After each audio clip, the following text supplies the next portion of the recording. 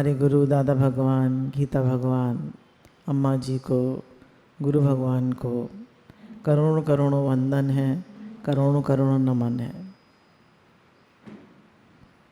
सभी देवी देवताओं को, सभी संतों को, सभी भक्तों को हमारा कोटि कोटि वंदन है और समस्त प्राणियों को हमारा वंदन है। अच्छे बुरे सभी लोगों को हमारा प्रणाम है और सारी संगत को आप सब और जो लोग हमारा YouTube पे वीडियो देख रहे हैं सभी को नमन है। सब भगवत स्वरूप है। हम सबको नमन क्यों करते हैं? सब भगवत स्वरूप है।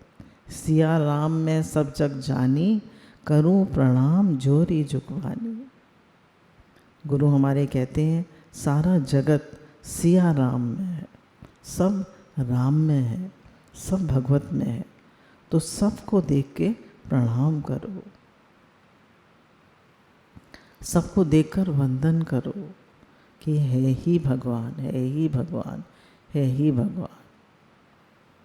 अब गुरु कहते हैं कि हमारे जीवन में दो ही चीज़ें हैं खास। एक तो हम भगवान से अपना संबंध माने कि मैं भगवान का हूँ, भगवान मेरे हैं, और दूसरा कि सेवा होती रहे, और तीसरा सर्वत्र हमारा भगवत भाव रहे। हमारा भाव बार बार बिगड़ जाता है कि ऐसा है, ये ऐसा है, दोष दृष्टि, राग द्वेष। तो गुरु कहते हैं ये सब नहीं होना चाहिए, भगवत भाव होना चाहिए। और जितना आप लोगों से वर्तन कम करेंगे, है ना, वर्तन कम करेंगे, उतना आपका मन शांत रहेगा। जितना आप मौन रहेंगे, वर्तन कम करेंगे, आपका मन शांत रहेगा। जितना वर्तन ज़्यादा करेंगे, ज़्यादा लोगों से मिलेंगे जुलेंगे। देखिए, एक तो होता है कि भाई अब सत्संग की राह में है तो काफ़ी डीलिंग्स रहती हैं, पर बहुत ज़्यादा उसको मतलब थोड़े में बात को सिमटा देना। एक तो होता है छोटी सी बात को बड़ा करके कहना, एक बहुत सारी बात को थोड़े शब्दों में कह देना। तो बहुत सारी बात को भी थोड़े शब्दों में कह देना, क्योंकि जितना हम बात करते हैं, जितना हम लोगों की सुनते हैं, अगर कोई भक्त है और वह भगवान की बात करता है या सत्संग की बात करता है, वो तो बहुत ही कम होते हैं, बहुत ही गिने चुने लोग होते हैं। ज़्यादातर व्यवहार की ही बात करते हैं। उससे क्या होता है कि वो बात मन में थोड़ी बहुत ज़रूर रिपीट होती है। तो अच्छा है कि हम व्यवहार की बातें कम से कम सुने और कम से कम करें।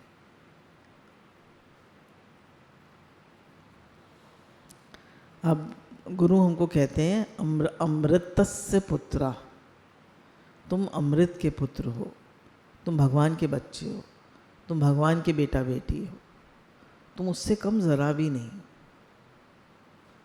प्रहलाद जी जो थे, उनको जब हिरण्यकश्यप बहुत प्यार करता था उसको, पर जब देखा उसने कि मेरा नाम नहीं ले रहा है ये और विष्णु को मानता है, चिढ़ गया वो, बोला मार दो इसको। जल्लादों को कहा कि इसको जंगल में ले जाके मार दो। तो उन्होंने बहुत कोशिश करी उसको मारने की, पर उसको कुछ हुआ ही नहीं, उसको कुछ हुआ ही नहीं। तो बोला जिसकी जाको राखे साइयाँ, मार सके ना कोई, बाल ना बाका कर सके जो जग बैरी हो। तो जिसको भगवान रखने वाले हैं, जिसके भगवान रखवाले हैं, और जब भगवान की मर्जी नहीं होती, आप कुछ भी कर लीजिए, बच ही नहीं पाता। तो इसलिए हर समय हमें भगवान के समर्पित रहना है। तो जिस भगवान ने प्रहलाद की रक्षा करी, वो भगवान हमारे नहीं है? बताइए, है नहीं? वही भगवान है ना। कोई भगवान थोड़ी ना बदल गए, भगवान कभी नहीं बदलते। तो जिस भगवान ने प्रहलाद की रक्षा करी, वही भगवान हमारे भी है।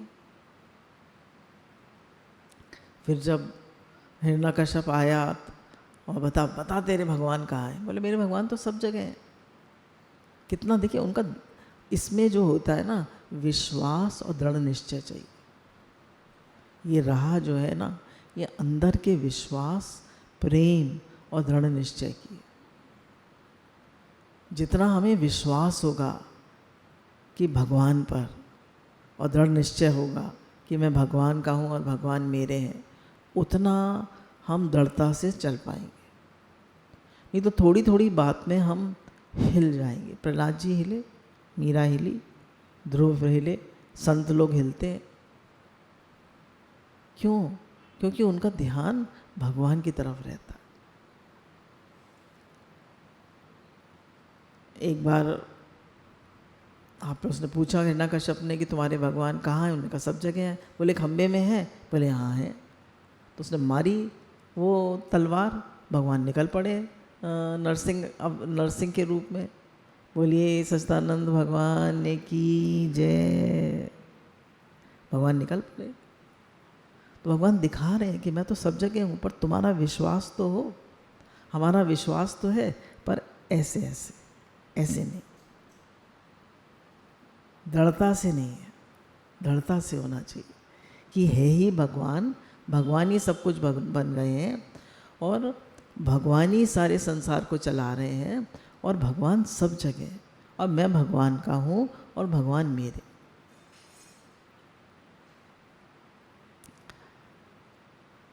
अब देखिए, एक बार एक संत ने पूछा, एक संत से किसी ने पूछा अब आप कहाँ जाएंगे? बोले फुटबॉल को पता होता है कहाँ जाएगी? बताइए, फुटबॉल को पता होता है कहाँ जाएगी? नहीं पता होता ना। उसको जहाँ वो किक मारेगा वहाँ चली जाएगी। तो संत भी समर्पित रहते हैं, भक्त भी समर्पित होते हैं कि जहाँ भगवान ले जाएंगे वहाँ चले जाए, है ना।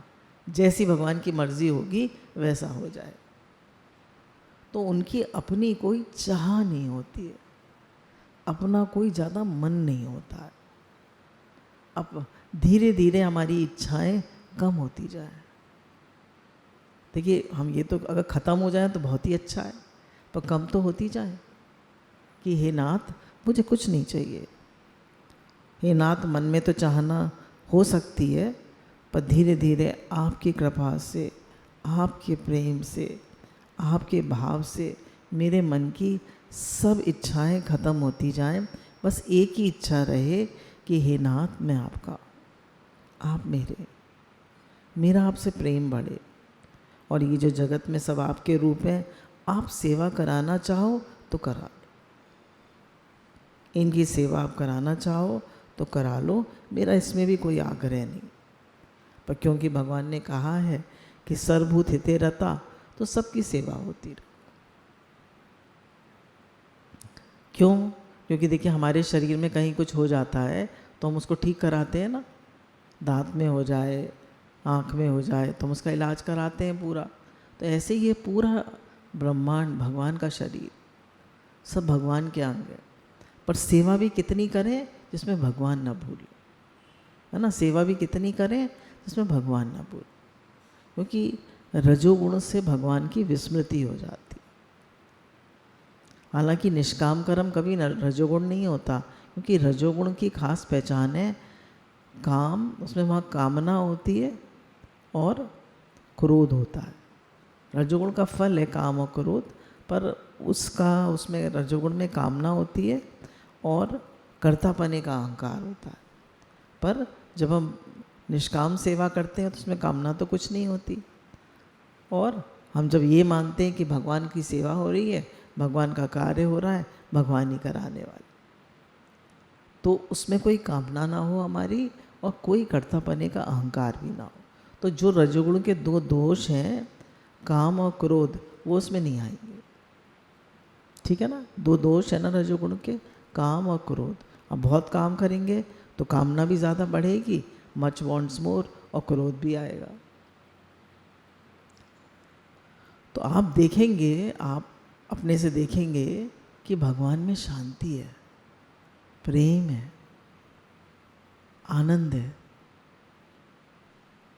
और थोड़ी भी इच्छा करो, थोड़ा भी संसार में मन लगाओ तो मन अशांत होता है। अपने वालों की चिंता करो तो मन में चिंता आती है। और भगवान के समर्पित हो जाओ।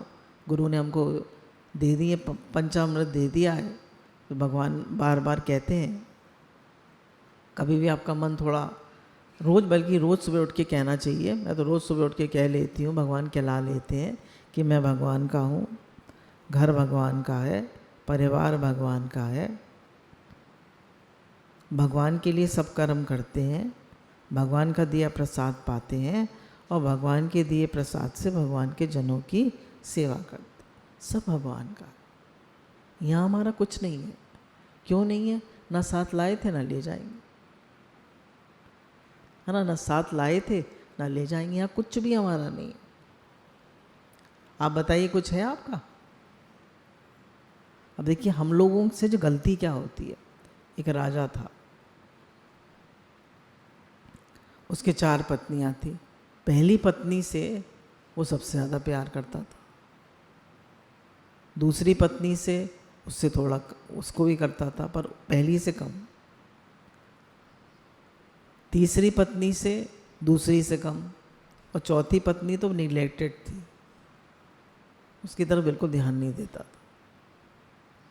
एक बार राजा जंगल में शिकार करने गया तो उसको एक ऐसे कीड़े ने काट लिया जिससे कि उसका शरीर में काफ़ी जहर सा फैल गया और वैद्यों ने कहा अब आपका बचना मुश्किल है। मैंने कहा अच्छा। अब वो अपनी संपत्ति बांटना चाहता था तो उसने कहा कि जो उसकी पर्सनल वेल्थ थी, तो उसने कहा जो सबसे ज़्यादा मुझे प्यार करती है उसी को मैं दूंगा ज़्यादा। तो जो सबसे ज़्यादा जिसको प्यार करता था, पहली पत्नी को, उसको बुलाता है, कहता है कि ऐसे ऐसे मेरा शरीर अब शांत होने जा रहा है, तो पहले तो मेरे साथ चलोगी? तो मना कर देती कि मैं तो मान सम्मान चाहिए, मैं तो आपके साथ रानी बनने के लिए तैयार हूँ, मैं बिल्कुल नहीं जाऊँगी। दूसरी से पूछता है तो कुछ सोचती है, कहती है फिर मैं भी नहीं जाऊँगी। तीसरे से पूछता है तो कहता है मैं आपकी अर्थी तक तो आपका साथ दूंगी, आपको फूंक आऊँगी जाके शमशान में, उसके बाद मेरा कोई साथ नहीं। चौथी से पूछता है, कहती है मैं तो सदा आपके साथ, मैं तो जन्म में मरण में हर समय आपके साथ। पहली पत्नी कौन है? जिसको हम बहुत प्यार करते हैं, हमारा शरीर। पहली पत्नी कौन है? हमारा शरीर। सबसे ज़्यादा ध्यान किस पे देते हैं? शरीर। मैं ये शरीर। अगर हमको ये देखिए नहीं भी पक्का होता फिर भी अपने से कहते रहिए मैं ये शरीर नहीं हूँ, मैं आत्मा। ये शरीर एक दिन मुझको छोड़कर चला जाए। I am not this body, I am that आत्मा। पक्का करना है। जब तक ये पक्का नहीं होगा तब तक आपका कर्म योग, ज्ञान योग, भक्ति योग, कोई योग सिद्ध नहीं होगा। ये समझना बहुत ज़रूरी है। ये शरीर हमें भगवान से मिला है सेवा करने के लिए, निश्चय पक्का करने के लिए। मनुष्य जन्म बहुत दुर्लभ है ना। ये परमात्मा प्राप्ति के लिए मिलता है, ये भोग और संग्रह के लिए नहीं मिलता, ये मौज करने के लिए नहीं मिलता। मौज करनी है तो भगवान की मौज करो। भगवान में तो आनंद है, संसार में तो सुख और दुख है। पहली पत्नी तो मना कर देती है, वह है हमारा शरीर। दूसरी पत्नी वो है धन संपत्ति। दूसरी पत्नी क्या है? धन संपत्ति। धन संपत्ति पे मनुष्य कितना ध्यान देता है। मेरी दुकान, मेरा मकान, मेरा घर, मेरा ये, उसी में जेंट्स लोग तो उसी में लगे रहते।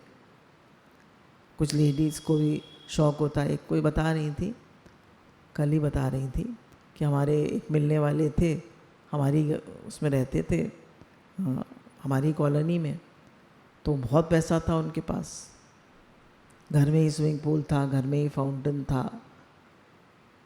तो किसी शादी से आई हुई थी तो उन्होंने उसमें डब्बे में अपनी सारी ज्वेलरी उतार के रखी हुई थी। तो बोली थोड़ी सी दूर बाहर कोई मिलने आया तो थोड़ी दूर चली गई उसके साथ, पास में ही घर था, वहाँ चली गई और ऐसे लॉक लगा के गई। नौकर ने ध्यान से देख लिया कहाँ चाबी रखी है, और उसने चाबी निकाली पीछे से और वो लेकर थैले में लेके जाने लगा। बोले गार्ड बैठा था बाहर, तो उसने पूछा कि कहाँ जा रहे हो, क्या है इसमें? उसने कुछ नहीं, आलू लेने जा रहा। और गार्ड के सामने सामने ले गया सब। कहनी फिर उनका बिजनेस भी फेल हो गया। एक बार देखिए, अगर आपकी सच की कमाई है, आपने ईमानदारी से कमाया है, सबको सुख दे के कमाया है, तो एक गोदाम में आग लग जाती है तो कहते हैं कि भाई सब कुछ जल गया, तो आदमी कहता है मेरा नहीं जल सकता। क्यों? क्योंकि ये एक एक पैसा ईमानदारी का। तो चोरी कब होती है? आग कब लगती है? देखिए ध्यान दीजिएगा, हमारा धन कब नष्ट होता है। तो जो भी चीज़ हम करें, धन संपत्ति कमाएं, पर कैसे सबको, उससे सबको सुख मिले। दुआएं कमा के, क्या हमारे जीवन में दुआएं हैं? क्या हमारे जीवन में भगवत भाव है? सबके लिए प्रेम है, सबके लिए शुक्राना है। संपत्ति भी कमानी है तो सबकी दुआएं लेके, सबका भगवत भाव लेके। तो धन संपत्ति साथ जाती नहीं। दूसरी पत्नी ने मना कर दिया। तीसरी पत्नी, रिश्तेदार, बीवी, बच्चे, हमारे सारे रिश्तेदार, वो कहाँ तक साथ निभाते हैं? शमशान तक वो साथ जाएंगे। चौथी, वो भी देखिए, उन पे भी हम कितना ध्यान देते हैं। मेरे बच्चे, मेरा घर, मेरा परिवार। देखिए हम तीनों के साथ अच्छे से रहें, प्रेम से रहें, पर जान लेंगे मेरे नहीं, ये मेरे नहीं है, मेरा केवल इनसे संबंध इस जगत तक का है, बाकी ये मेरे नहीं। मेरे तो गिरधर गोपाल, दूसरों ना कोई। तो इनसे जो हमारी आसक्ति है, गुरु कहते हैं बुरे नहीं है, कुछ बुरा नहीं है, पर इनसे जो हमारी आसक्ति है, इनमें जो हमारा अपनापन है, वो हमें दुख देता है। तो इनमें आसक्ति ना करें, अपनापन ना करें। बार बार अपने से कहें हमारे तो ठाकुर जी हैं, मेरे तो ठाकुर जी हैं। ये जगत, ये संसार, ये रिश्तेदार, ये सब मुझे मिले हुए हैं सेवा करने के लिए, है ना? ठीक है, मिले हैं, प्रेम से रहिए, सेवा हो सकती है जितनी करिए, पर राग द्वेष मत करिए, दुखी सुखी मत होइए।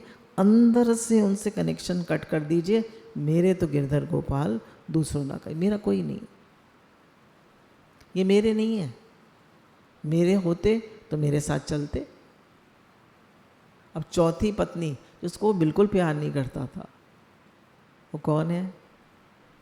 वो है भगवान, वो है जीवात्मा। उसकी तरफ तो देखता ही नहीं था। बस ऐसे हाथ जोड़ देते हैं लोग, कान पकड़ लेते हैं, हाथ जोड़ देते हैं और कहते हैं भगवान ये कामना पूरी हो जाएगी तो ये चढ़ा देंगे, भगवान ये कामना पूरी हो जाएगी तो ये कर देंगे। पर उनसे अपनापन, जो गुरु हमारे को बात बता रहे कि हे नाथ मैं आपको भूलूं नहीं, हे नाथ मैं आपको भूलूं नहीं, दिन में हज़ारों बार कहो। जब जब याद आए, ये एक प्रार्थना है, ये एक भाव है, एक संकल्प है। आप जो सोचेंगे वो पक्का होगा, आप जो बोलेंगे वो सच होगा। भगवान तो तथास्तु कह के खड़े हैं ना। तो आप बार बार क्या बोल रहे हैं, क्या सोच रहे हैं? बार बार कहिए हे नाथ मैं आपको भूलूं नहीं, हे नाथ मैं आपका हूँ, आप मेरे हैं। हे नाथ मेरा मन, तन मन प्राण आप में लगे, मेरी रति मति गति सब आप में लगे, मुझे आप प्यारे लगे। तो वो जो चौथी पत्नी जो थी, वो कहती है मैं आपके साथ चलूँगी। वो है हम परमात्मा, जीवात्मा, जो बोले ईश्वर अंश जीव अविनाशी, चेतन अमल सहज सुखराशि। तो हम ईश्वर का अंश है ना? तो उन्हीं के समर्पित हो जाए, वही हमारे, उन्हीं का तो अंश है। तो जो हमारे हैं उधर तो हमारा ध्यान है नहीं। और जो संसार हमारा है नहीं, उसकी ऐसा नहीं उसकी सेवा नहीं करनी, उससे आप सेवा करिए, भगवत भाव रखिए, प्रेम से सेवा करिए, पर अपनापन, आसक्ति मत करिए, मेरापन मत करिए, मेरे बच्चे, मेरी पत्नी मत करिए, दुख मिलता है। बार बार पक्का करिए, ठाकुर जी मेरे, भगवान ही मेरे और कोई मेरा नहीं। क्यों? ये सीन अपनी आंखों के सामने देख लिया करिए कि एक दिन इस घर से मेरी अर्थी निकलेगी और चिता में ये शरीर जलेगा। नहीं, या आपका शरीर कुछ खास है, अर्थी भी निकलेगी और शरीर चिता में जलेगा। फिर क्या करेंगे? फिर क्या करेंगे? पहले से पक्का कर लीजिए ना कि ये मैं नहीं हूँ, ये मेरा नहीं है, सब भगवान का है। ये मैं नहीं हूँ, ये मेरा नहीं है, सब भगवान का है। यहाँ कुछ मेरा नहीं है, यहाँ सब चीज़ भगवान की। जैसे कंजूस आदमी सोच सोच कर पैसा खर्च करता है, ऐसे ही समय खर्च करने में कंजूस बन जाना चाहिए। हम तो समय खर्च करने में ज़रा भी कंजूस नहीं होते, खूब टाइम वेस्ट करते हैं। नहीं, टाइम की जितनी कदर करनी चाहिए उतनी कदर करते नहीं करते। जब अंतिम समय आएगा तो एक भी श्वास एक्स्ट्रा नहीं मिलेगी। काफ़ी समय तो हमारा सोने में निकल जाता है, फिर टेलीफोन पे निकल जाता है, सोशल मीडिया में निकल जाता है, व्हाट्सएप पे निकल जाता है, बात करने में निकल जाता है टेलीफोन में। कोई बता रही थी कि कुछ प्रेमी आए हुए थे, उनके साथ उन्हें दिल्ली वापस जाना था, तो वो गाड़ी में बात ही कर रही थी, वाणी चला रखी थी और बात कर रही थी। उनसे कहा भाई आप वाणी सुन लीजिए या टेलीफोन पे बात कर लीजिए। टेलीफोन बंद कर दिया, फिर चालू हो गई। तो देखिए हमें कितना टाइम हम वेस्ट कर रहे हैं टेलीफोन, कितना टाइम वेस्ट कर रहे हैं सोशल मीडिया पे। और इसी टाइम हम भजन करें, पढ़ें, सेवा करें, कुछ कंस्ट्रक्टिव करें जो हमारी आत्मोन्नति करे, उसका कुछ यूज़ हो। जिसका कोई यूज़ ही नहीं है वो काम करने से फ़ायदा क्या? अपने से पूछ लिया करिए मेरे साथ क्या जाएगा। कुछ लोग ये भी कहते हैं, हम कहते हैं भगवान साथ निभाते हैं, कुछ कहते हैं हमारे संस्कार, चौथी पत्नी है हमारे संस्कार और हमारा चरित्र, है ना, हमारे संस्कार, अच्छे कर्म, हमारा स्वभाव, ये भी तो हमारे साथ जाता है। इसको हम कितना सुधारते हैं। तो समय हमें कहाँ खर्च करना चाहिए? जो हमारे साथ जाने वाले हैं उनमें समय लगाना चाहिए। तो अपना जीवन उन्नति में लगाना चाहिए। भोगी व्यक्ति संसार से वियोग, निद्रा चाहता है और प्रेमी व्यक्ति भगवान से योग चाहता है। ये मुझे बहुत अच्छी लगी बात। भोगी व्यक्ति क्या चाहता है? निद्रा, संसार से वियोग। नींद हमें इतनी प्यारी क्यों होती है? क्यों? वो हमारा संसार से वियोग करा देती है, हमारे शरीर को रिलैक्स करा देती है। नींद भी बहुत ज़रूरी है, 6-7 घंटे की नींद तो बहुत ज़रूरी है। पर जो भोगी व्यक्ति होता है वो नींद ज़्यादा चाहता है, और योगी व्यक्ति क्या चाहता है? योग चाहता है। वो चाहता है मैं भगवान को ना भूलूं, हे नाथ मैं आपको भूलूं नहीं, ज़्यादा से ज़्यादा समय मेरा आपके साथ बीते, आपकी याद में बीते, आपके प्रेम में बीते, आपकी सेवा में बीते। जीवात्मा के एक तरफ संसार है, एक तरफ परमात्मा है। जीवात्मा के एक तरफ संसार है, एक तरफ परमात्मा। ठीक समझ में आ रहा है? संसार दिखता है पर रहता नहीं। अब देखिए, संसार दिखता है पर रहता नहीं, परमात्मा दिखते नहीं पर रहते हैं। परमात्मा दिखते हैं? नहीं दिखते पर रहते हैं। वही तो शक्ति है, वही तो एनर्जी है, वही तो अस्तित्व है, उन्हीं से तो सब कुछ है। अब पंखा चल रहा है, लाइट ना हो तो, इलेक्ट्रिसिटी ना हो, करंट ना हो तो, परमात्मा अस्तित्व है, करंट है, शक्ति है, उन्हीं से जगत है। परमात्मा दिखते नहीं पर रहते हैं। संसार हरदम बदलता है, संसार जो है वो हरदम बदलता है, इसमें बदलने के सिवाय कुछ तथ्य नहीं। देखिए, अपने को याद करिए, जैसे कभी कभी इधर से भी लगता है कि एक दिन हम छोटे थे, पैदा हुए थे, शरीर पैदा हुआ था, फिर स्कूल में पढ़ता था, फिर कॉलेज में पढ़ता था, फिर शादी हो गई, एक दिन बहू बनकर आए घर में, है ना, तो कहते थे सब लोग बहू रानी है। अब सब लोग क्या कहते हैं? माता जी हैं, दादी हैं या नानी है। देखिए कितना बदल रहा है, बदल रहा है ना। एक दिन सब लोग कहेंगे नहीं रहे, फोटो पे माला चढ़ जाएगी, यही तो है। सच को स्वीकार करना चाहिए। एक दिन फोटो पे लोग माला चढ़ा देंगे कि अब ये नहीं रहे। तो ऐसे कह रही, ये संसार जो है बदलने के सिवाय इसमें कोई तथ्य नहीं है, ये बराबर बदल रहा है, बराबर नहीं में जा रहा है। संसार को देखने से संसारी होते हैं और परमात्मा को देखने वाला महात्मा होता है। तो अगर हर समय लोगों को देखते रहेंगे, लोगों के कर्म स्वभाव देखते रहेंगे, पैसा देखते रहेंगे, चीज़ें देखते रहेंगे, तो अब संसारी हो जाएंगे। और भगवान के साथ बैठेंगे, भजन करेंगे, अध्ययन करेंगे, मेडिटेट करेंगे, निश्चय पक्का करेंगे, है ही भगवान, तो आप महात्मा हो जाएंगे। तो आप किसके साथ संबंध बनाते हैं? संसार के साथ या भगवान के साथ? कुछ लोग देखिए दुकान पे ही बैठते हैं, कुछ लोगों की फैक्ट्री भी होती है, तो जितना समय कस्टमर आए उसके साथ डील करिए, बाकी अपनी माला करिए, कोई अध्ययन करिए। कस्टमर आए उसको डील कर लीजिए। सारे टाइम क्या वेस्ट कर क्यों करना, जहाँ पे मोबाइल पे लगे रहते हैं लोग।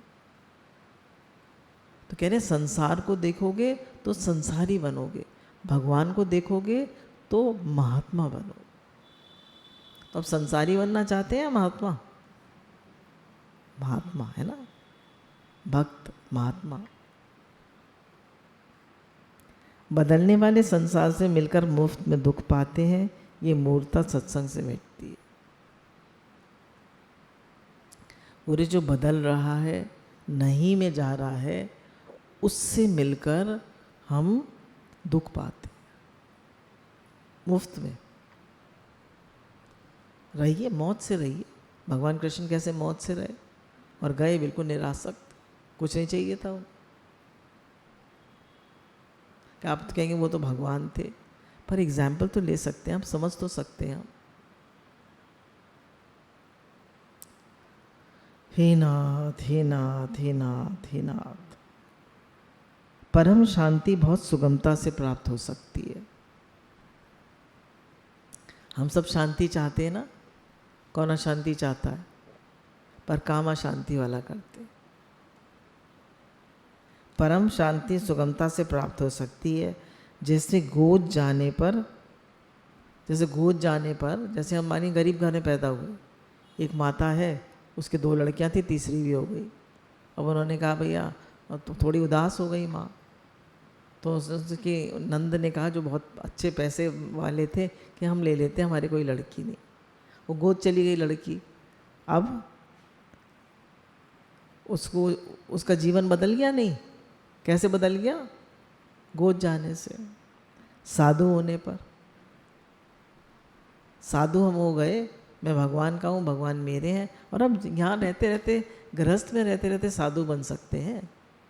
गुरु तो बता रहे हैं आपको, भगवान का मान लो, तुम साधु हो गए। साधु क्या करता है? मन से ही तो त्याग देता है, मन से ही तो त्यागना है। गुरु तो कहते हैं स्वरूप से त्यागना ही नहीं है, मन से त्यागना है। मैं भगवान का हूँ। विवाह होने पर पहला संबंध छोड़कर नया संबंध मान लेते हैं। विवाह होने पर लड़की कितनी जल्दी घर छोड़ देती है, बताइए। मैके से कोई संबंध रहता है? नहीं रहता, बहुत थोड़ा संबंध रहता है, बहुत थोड़ा। अब ये घर मेरा नहीं है, वो घर मेरा है। कभी लड़की जब शादी होकर आती है तो थोड़े दिन होते हैं, ससुराल से फ़ोन आता है कि भैया सेवादारी सब चले गए हैं और खाने की दिक्कत हो रही है, तुम आ जाओ। तो माँ से क्या कहती है? माँ भाई से कहते मुझे छोड़ आएगा, या प्लेन की टिकट होती है उसकी, अपने चली जाती, मैं जा रही हूँ। पर क्या कभी अपनी सास से कहती है भाई को रोटी की दिक्कत हो रही है, मैं मैके चली जाऊँ? कहती है? बताइए, कहती है? क्यों? क्योंकि मैका मेरा है ही नहीं।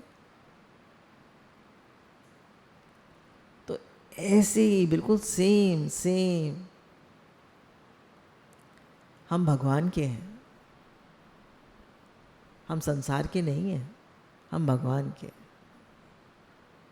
तो जब हम भगवान के हैं तो उन्हीं से अपनापन करें, उन्हीं के साथ हम संसारी। देखिए सेवा आप सब संसार में ही करेंगे, रहेंगे वहीं, पर अंदर से फ़र्क पड़ जाएगा। लड़की मैके भी जाती है, पर अब वो हक रखती है सब, जो वो बिना ब्याही थी तो वैसे रहती है घर में, हैं? जैसे उसकी भाभी रहती है वैसे रहती है? नहीं रहती। अब ये घर मेरा नहीं है, उसको पक्का है या नहीं, बताइए। जब आप जाते हैं मैके तो आपको पक्का होता है ये घर मेरा नहीं है या नहीं होता? होता है ना? ऐसे ही यहाँ भी पक्का होना चाहिए ये संसार मेरा नहीं, मैं तो भगवान का। ये संसार तो छूटने वाला है। मैंने आपको बता दिया, ऐसे ही होता है। एक दिन बच्चे पैदा होते हैं, फिर स्कूल में पढ़ते हैं, फिर कॉलेज में पढ़ते हैं।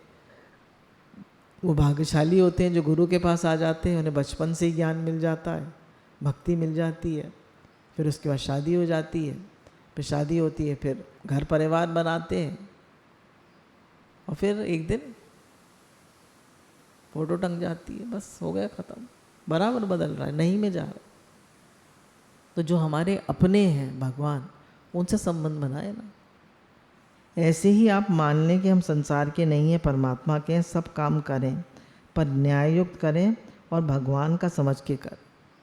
कह रहे सब काम करें, न्याययुक्त करें, गलत काम कभी नहीं करें। चोरी ठगी बेईमानी बिल्कुल ना करें, और भगवान का समझ के करें कि हम सब काम भगवान का करते हैं। बच्चों को भगवान का ही मान लो तो उनका स्वभाव शुद्ध हो जाएगा। हम अपना मानते हैं तो उनको सुधार ही नहीं पाते। कह रहे हैं बच्चों को भगवान का मान लो तो उनका स्वभाव सुधर जाएगा।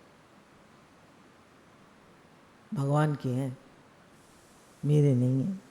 मेरा मानते ही वस्तु अशुद्ध हो जाती है। कह रहे भगवान का मानते ही वस्तु शुद्ध हो जाती है, और मेरा मानते ही अशुद्ध हो जाती है, क्योंकि उसमें मोह आ जाता है। ग्रहण करने पर शुद्ध वस्तु भी अशुद्ध हो जाती है। मुंह में डाल लिया और वस्तु शुद्ध हो गई या अशुद्ध? ग्रहण कर ली, अपनी मान ली। और त्याग करने पर अशुद्ध वस्तु भी शुद्ध हो जाती है। मिलने बिछड़ने वाली वस्तु को अपना मानना बेईमानी है। कह रहे जो वस्तु मिलती है और बिछुड़ती है, संसार में सब चीज़ें मिलती हैं और बिछुड़ती हैं। शरीर मिला है, एक दिन बिछुड़ जाएगा। घर परिवार मिला, एक दिन मिला है, बिछुड़ जाएगा। कह रहे इन सबको अपना मानना बेईमानी है। ये सब मिले हैं, सेवा के लिए मिले हैं, पर मेरे नहीं। बेईमानी ही बंधन है, ईमानदारी ही मुक्ति है। कह रहे बेईमानी ही बंधन है और ईमानदारी ही मुक्ति। बेईमानी ना करें, ईमानदारी करें। गरीब बच्चों को मिठाई बांटने से बड़ा लाभ होता है और शोक चिंता मिटते हैं। ये भाई इन्होंने एग्जाम्पल दिया है स्वामी राम सुखदास जी ने, कि एक बार एक आदमी ने बताया कि जब हम पाकिस्तान से आए थे तो मैंने इतनी मारकाट देखी, और मेरी लड़की थी उसका भी कत्ल कर दिया, मेरे बच्चे थे उनका भी कत्ल कर दिया। तब से मेरा दिल बड़ा दुखी रहता है, मैं बड़ा परेशान रहता हूँ। तो मैं क्या करूँ? तो उन्होंने कहा कि तुम गरीब बच्चों को मिठाई बांटा करो, उससे तुम्हारी शोक चिंता मिटेगी, तुम और बच्चों को प्रेम करो। इसमें इतनी शक्ति है कि अपना भाग बदल सकता है। एक बार हम लोग डॉक्टर, होम्योपैथिक डॉक्टर पारे के यहाँ आगरा में उनके यहाँ जाते थे, तो वहाँ पर एक ग्वालियर से आते थे, तो उनके हाथ में टॉफ़ी रहती थी, उन्होंने मुझे भी टॉफ़ी दे दी। तो मैंने कहा ये टॉफ़ी आप सबको बांटते हैं? बोले मुझे टॉफ़ी वाले अंकल कहते हैं सब। बोले मैं सबको टॉफ़ी बांटता हूँ। मैंने कहा तो मतलब कोई हमें टॉफ़ी दे दे तो हमें अच्छा लगता है ना। तो बोले ऐसे ही गरीब बच्चों को, जब देखिए आप गरीब बच्चों को मिठाई खिलाते हैं तो क्या करते हैं, वो बड़े खुश होते हैं। तो कह रहे हैं इसमें इतनी शक्ति है कि आपका भाग बदल सकता है। हम इग्नोर कर देते हैं, मौके तो हमें बहुत मिलते हैं पर हम इग्नोर कर देते हैं। आजकल तो देखिए इतना, हम लोग तो बिल्कुल सत्संगी लोग, आप लोग तो बिल्कुल अलग हैं, पर देखिए हर आदमी संसार में क्या है, वो घर को ही सजाने में लगा हुआ है, शरीर को ही सजाने में लगा हुआ। बच्चों की एजुकेशन देखिए कितनी महंगी हो गई है, सारा पैसा उसका कहाँ जाता है, इन्हीं में जाता है। सबके हित के लिए, संसार के लिए कहाँ उसके पास, भगवान के लिए कहाँ टाइम है उसके पास। कन्याओं को भोजन कराने से शक्ति बहुत प्रसन्न होती है। देवी अभी माँ आएंगे ना, आप वो 9 दुर्गे आएंगे, कह रहे हैं कन्याओं को भोजन कराने से, अम्मा जी ने तो कन्याओं को ही भोजन कराया। अम्मा जी के शरीर से बेटी नहीं थी ना, तो बेटियों को बहुत प्यार करती थी। तो कहती थी कन्याओं को भोजन कराने से देवी प्रसन्न होती है। शक्ति देवी की उपासना करते समय पुरुष को स्त्री पर कभी क्रोध नहीं करना चाहिए, नहीं तो स्त्री का अनिष्ट हो जाए। और वैसे भी जिस घर में स्त्री प्रताड़ित होती है उस घर में कभी धन संपत्ति नहीं आती। अब एक दृष्टांत और सुन लीजिए। एक बार एक गरीब आदमी एक राजा के पास जाता है और कहता है कि मैं बहुत गरीब हूँ और मुझे कुछ दे दीजिए। तो राजा भी अच्छे बड़े दिल के होते हैं पर काफ़ी समझदार होते हैं, तो कहते हैं कि ठीक है, मैं तुम्हें एक घोड़ा देता हूँ, मैं तुम्हें कुछ ज़मीन देना चाहता हूँ, ये घोड़ा देता हूँ, और तुम इस पर जितनी दौड़ लगाओगे वो ज़मीन तुम्हारी हो जाएगी, पर तुम्हें शाम तक वापस आना पड़ेगा। कहता अच्छा ठीक है, ये तो बहुत आसान है। दौड़ता है दौड़ता है दौड़ता है, कुछ बहुत खुश होता है, इतनी ज़मीन मेरी हो गई। उसको ध्यान ही नहीं रहता मुझे वापस लौटना। फिर जब देखता है कि अरे तो शाम होने जा रही है, तो वापस लौटने की कोशिश करता है। इतना तेज़ भागता है, इतना तेज़ भागता है कि रास्ते में इसका हार्ट फेल हो जाता, वापस लौटता ही नहीं है। तो राजा अपने सिपाहियों के साथ जाता है और कहता है देखें वो उसकी क्या हुआ। तो देखा था मरा पड़ा था। बोला आप क्या साथ ले गया?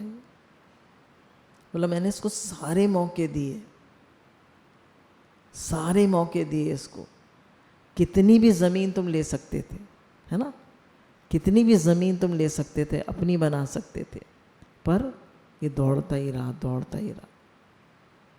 हम क्या करते, हम क्या करते, हम दौड़ते ही रहते हैं, दौड़ते ही रहते हैं, दौड़ते ही रहते हैं, भूल जाते हैं कि एक दिन जीवन का अंत भी आए, भूल जाते हैं एक दिन जीवन का अंत भी आएगा और जीवन की शाम भी होगी। तो ये हमें याद रखना चाहिए कि गुरु जैसे जगह जगह दुकानों पे भी लिखा रहता है ना, मौत और भगवान को हमेशा याद रखें। मौत को याद रखें मतलब ये संसार छूटेगा, जीवन की शाम भी होगी। तो क्या मैं करने वाला काम कर रहा हूँ?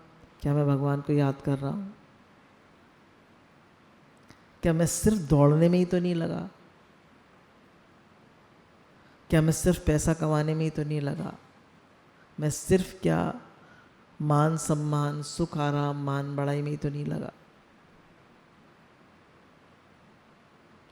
जो संपत्ति मेरे साथ जानी है, भगवान का नाम, भगवान से प्रेम, भगवान से अपनापन, सेवा, सर्वभूतिरता, उसमें मेरा समय जा रहा है, या मैं सिर्फ भागने में लगा।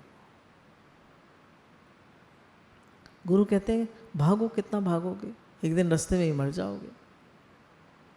कितना अफसोस होगा, हमें गुरु मिले, सच्चे गुरु मिले, सत्संग मिला, माला मिली, सुमिरन मिला, सेवा सुमिरन सत्संग सब मिला, और फिर भी हमने ये जन्म हमने अपना करने वाला काम नहीं किया।